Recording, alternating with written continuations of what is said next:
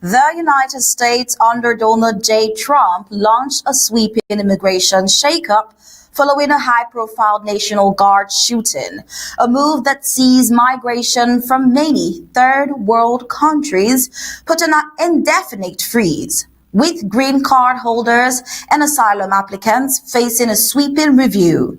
At the same time, war continues to ravage Ukraine, but a new diplomatic effort is underway. The United States and Ukrainian negotiators have reportedly held productive talks about a proposed peace framework, while Ukraine's leader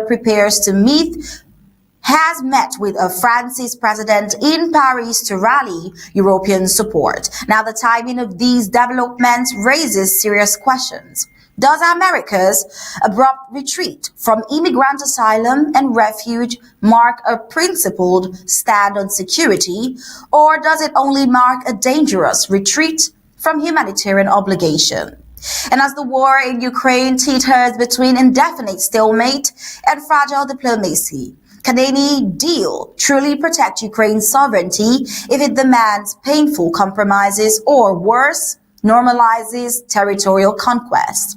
Well, in this moment of global upheaval, the actions of powerful nations matter deeply. Will today's decision strengthen justice and security, or would it undermine the values many say the world is trying to defend? Welcome to the Flash News. I am Star Smart. Let's begin.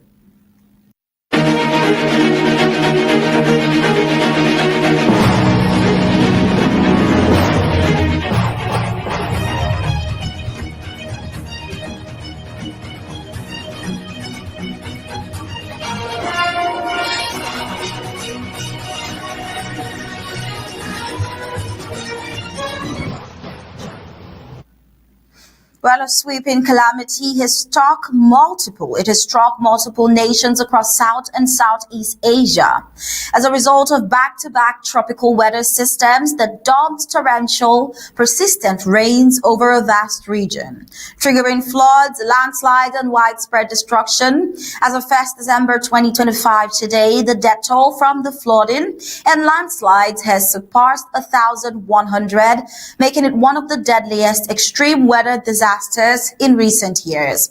In Sri Lanka, the disaster is tied to the impact of Cyclone Ditwa, which brought devastating rainfall and triggered mudslides across central and coastal regions. Officials report at least 355 fatalities, with 366 people missing. The cyclone destroyed thousands of homes, displaced huge numbers of people, and submerged parts of the capital. In many places, both in the hills and lowlands, floodwaters breached riverbanks, swept away houses, and brought entire villages underwater. Meanwhile, the situation in Sumatra, part of Indonesia, has been especially catastrophic. The flooding and landslides there, triggered mostly by Cyclone Senya, have left many regions cut off with damaged roads and collapsed bridges, hampering relief efforts. Indonesia overall reports the highest death toll among the affected countries and thousands of people displaced. Many remain unaccounted for. Other countries in the path of the storms, including southern parts of Thailand and northern regions of Malaysia, have also seen deadly floods, landslides, and severe disruption to infrastructure.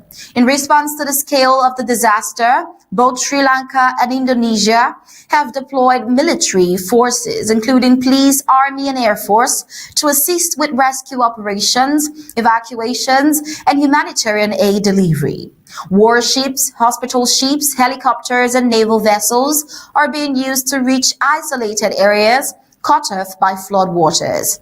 Relief efforts are ongoing, though in many places access remains severely compromised by damaged roads, fallen trees, and persistent mudslide.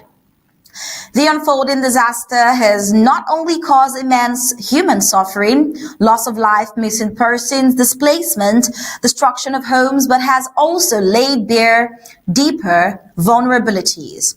Inadequate infrastructure, insufficient disaster response capacity, and growing risk tied to climate change. Scientists and regional analysts warn that as weather patterns intensify, such extreme events may become more frequent unless government invest in disaster preparedness, resilient infrastructure and early warning systems, and sustainable environmental management as well. Now, international aid agencies have begun to step in, but the scale of need is enormous. Recovery, rebuilding, and long-term support for hundreds of thousands displaced will require sustained effort. For many communities, this disaster may mark the beginning of a protracted humanitarian crisis with long-term disruption of livelihood, housing, food security, and social services. Now, with Ukraine as its war grinds on into its fourth year since Russia's full-scale invasion, a renewed surge of diplomatic activity is taking shape. Ukrainian leader Volodymyr Zelensky is scheduled to meet French President Emmanuel Macron in Paris, a visit that reflects Kyiv's growing urgency to reinforce European backing amid intensifying military and political pressures at home. The push comes on the heels of recent discussions in the United States, where American and Ukrainian negotiators spent hours reviewing a proposed multi-point framework that Washington hopes could potentially serve as the foundation for a future peace agreement between Kyiv and Moscow. We want to see the end of the killing and the death and the suffering, and I'm sure the Ukrainian side, I know they do as well, they want peace. But it's also about securing an end to the war that leaves Ukraine sovereign and independent. While both sides described the meeting as productive, signaling cautious progress even though major differences remain. I just wanted to update you. We had another very productive session building off Geneva, building off the events of this week. As I told you earlier this morning, our goal here is to end the war. But it's more than just to end the war. We don't just want to end the war. We also want to help Ukraine be safe forever. So never again will they face another invasion. And equally importantly, we want them to enter an age of true prosperity. We want the Ukrainian people to emerge from this war, not just to rebuild their country, but to build it back in a way that will be stronger and more prosperous than it's ever been. And so this is comprehensive what we're working on here today. It's not just about the terms that ends fighting. It's about also the terms that set up Ukraine for long-term prosperity. I thought we started laying the groundwork for that, most certainly in Geneva. I think we continued that work in our communications throughout the week. I think we built on that again today, but there's more work to be done. This is delicate. It's complicated.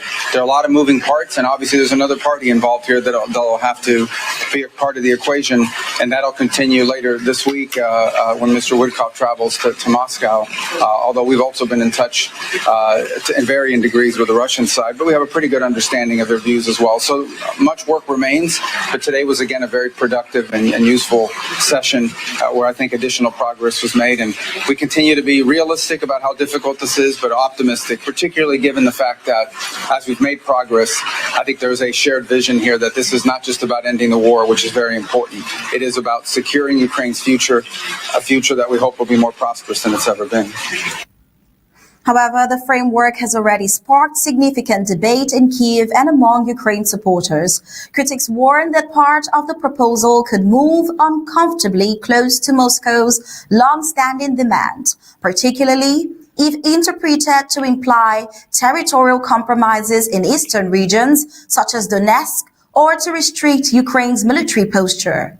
There are also concerns that certain elements, if adopted without modification, might risk appearing to legitimize Russia's control over territories like Donetsk, Crimea, and Luhansk.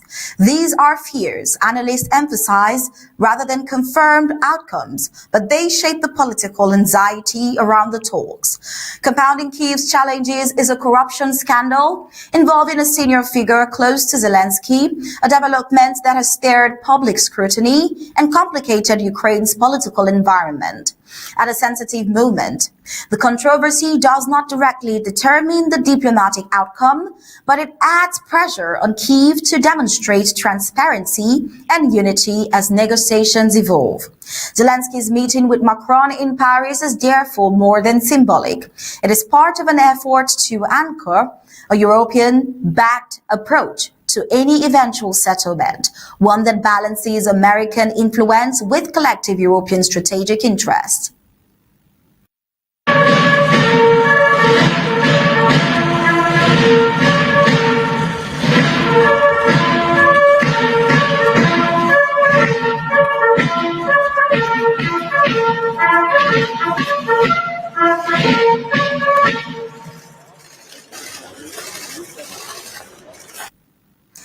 That was the moment Zelensky arrived Paris. The meeting was held in the early hours of today, and analysts note that Europe may play a decisive role in shaping the contours of a viable agreement, from security guarantees and post-war reconstruction support to political arrangements aimed at safeguarding Ukraine's sovereignty. The stakes surrounding this diplomatic flurry remain extraordinarily high. At issues, it is not only Ukraine's territorial integrity and national future, but is also the international community's response to aggression and the broader security architecture of Europe. A balanced, well-negotiated peace could stabilize the region and lay the groundwork for long-term recovery, but a rushed or poorly structured settlement only risks mobilizing territorial conquest, undermining international norms, and emboldening future acts of aggression elsewhere. Still, the road ahead is fraught with uncertainty. On one side stands a war-weary Ukraine facing military strain, internal political pressure, and public mistrust of compromise. And on the other hand is a Russian leadership deeply invested in holding the territories it occupies. Between them is a fragile network of diplomatic effort that could either open a path towards a phased de-escalation or collapse under the weight of conflicting demands. The meetings in Paris and continued discussions in Washington may prove among the most pivotal moments of this long and brutal conflict, setting the tone for what could follow in the months ahead. Over to the United States, under President Donald Trump, it has swiftly escalated its immigration crackdown following a deadly shooting near the White House involving an Afghan national. The incident, which left one member of the United States National Guard dead and another critically injured, has become the catalyst for sweeping immigration and asylum changes. In the immediate aftermath, Trump announced a permanent pause on migration from what he referred to broadly as third world countries. Though he did not push a full list, he didn't publish a full list, the United States Department of Homeland Security has pointed to a previously established list of 19 countries of concern as the reference for the freeze. Under the new measures, all immigration and asylum applications from certain countries, especially Afghan nationals, have been halted indefinitely. Green card holders and recent immigration from the countries of concern are to undergo a comprehensive review. Asylum and refugee admissions that were previously approved are now being re-examined.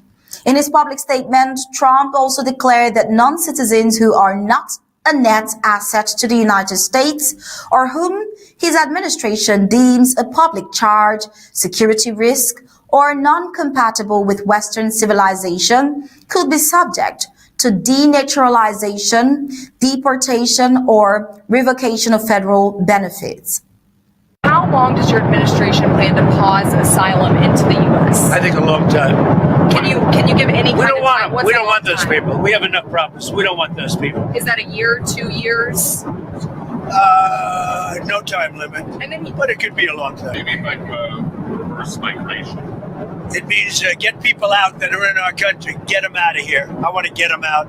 We got a lot of people in our country that shouldn't be here, and they came in through Biden. And he was the worst president in the history of our country. But the single biggest thing he did was allow millions of people into our country that shouldn't be here. Drug dealers, prisons were opened up and allowed to come into our country. Well, officials from the United States Citizenship and Immigration Services, USCIS, confirmed that asylum processing has been paused until every alien is vetted and screened to the maximum degree possible. Now, while the administration frames these actions as necessary for national security, citing the shooting as evidence of systemic failures in vetting, critics argue the policy overhaul represents a sweeping and punitive shift targeting immigrants as a whole. Refugee advocacy groups Human rights organizations and legal experts warn that the changes could dismantle long-standing asylum protections, uproot thousands of lives, and violate international refugee commitments. Given that many of the new restrictions build on earlier policies from Trump's first term, observers note this escalation could face legal challenges in court and political backlash from allies abroad. Yet, as of now, the administration appears determined to press forward, signaling a tough security-first approach to immigration enforcement. But then for immigrants and refugee communities, particularly those from countries on the restricted list, the immediate future is fraught with uncertainty. Cases long thought resolved may be reopened. Families living lawfully for years may now face deportation. Asylum seekers may be denied their claims without clear timelines. International humanitarian groups warn of a possible chilling effect far beyond the United States, shaking trust in global migration and asylum systems.